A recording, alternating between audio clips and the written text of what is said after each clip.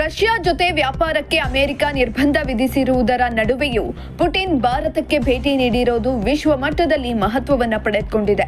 ಅದರಲ್ಲೂ ಅಮೆರಿಕ ತೈಲ ಖರೀದಿ ವಿಚಾರದಲ್ಲಿ ಭಾರತದ ಮೇಲೆ ಹೆಚ್ಚುವರಿ ತೆರಿಗೆ ವಿಧಿಸುವ ಮೂಲಕ ಸುಂಕಾಸ್ತ್ರ ಹೇರಿದೆ.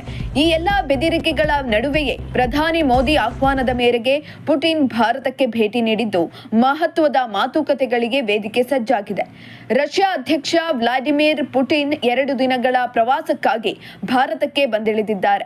ನಿನ್ನೆ ರಾತ್ರಿ ವಿಶೇಷ ವಿಮಾನದ ಮೂಲಕ ದೆಹಲಿಯ ಪಾಲಂ ವಿಮಾನಕ್ಕೆ ಆಗಮಿಸಿದ ಪುಟಿನ್ನ ಖುದ್ದ ಪ್ರಧಾನಿ ನರೇಂದ್ರ ಮೋದಿಯೇ ಸ್ವಾಗತಿಸಿದ್ದಾರೆ. ಏರ್ಪೋರ್ಟ್ನಲ್ಲಿ ಸಾಂಸ್ಕೃತಿಕ ಕಲೆಯಾದ ಭರತನಾಟ್ಯದ ಮೂಲಕ ರಷ್ಯಾ ಅಧ್ಯಕ್ಷನನ್ನ ಸ್ವಾಗತಿಸಲಾಯಿತು. ನಂತರ ಏರ್ಪೋರ್ಟ್ನಿಂದ ಪ್ರಧಾನಿ ಮೋದಿ ಮತ್ತು ಪುಟಿನ್ ಒಂದೇ ಕಾರಿನಲ್ಲಿ ತೆರಳಿದ್ರು. ಪ್ರಧಾನಿ ನರೇಂದ್ರ ಮೋದಿ ಅವರ ಅಧಿಕೃತ ನಿವಾಸಕ್ಕೆ ಪುಟಿನ್ ಭೇಟಿ ಕೊಟ್ಟಿದ್ರು. ರಷ್ಯಾ ಅಧ್ಯಕ್ಷರನ್ನ ಆತ್ಮೀಯವಾಗಿ ಸ್ವಾಗತಿಸಿದ ಪ್ರಧಾನಿ ಮೋದಿ ಭಗವದ್ಗೀತೆ ಪುಸ್ತಕವನ್ನ ಉಡುಗೊರೆಯಾಗಿ ಕೊಟ್ಟಿದ್ದಾರೆ. ಅದನ್ನ ಸೋಷಿಯಲ್ ಮೀಡಿಯಾದಲ್ಲಿ ಹಂಚಿಕೊಂಡಿರೋ ನಮೋ ರಷ್ಯಾದ ಅಧ್ಯಕ್ಷರಿಗೆ ರಷ್ಯನ್ ಭಾಷೆಯಲ್ಲಿ ಭಾಷಾಂತರಗೊಂಡಿರುವ ಭಗವದ್ಗೀತೆಯನ್ನ ನೀಡಲಾಯಿತು.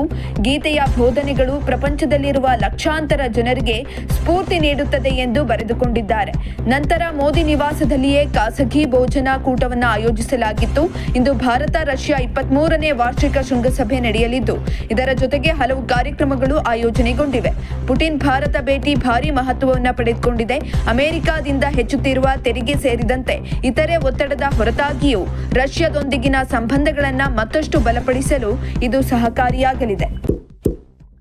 ಇಂತಹ ಇನ್ನಷ್ಟು ವಿಡಿಯೋಗಳಿಗಾಗಿ ಲೈಕ್ ಮಾಡಿ, ಫಾಲೋ ಮಾಡಿ, ಶೇರ್ ಮಾಡಿ.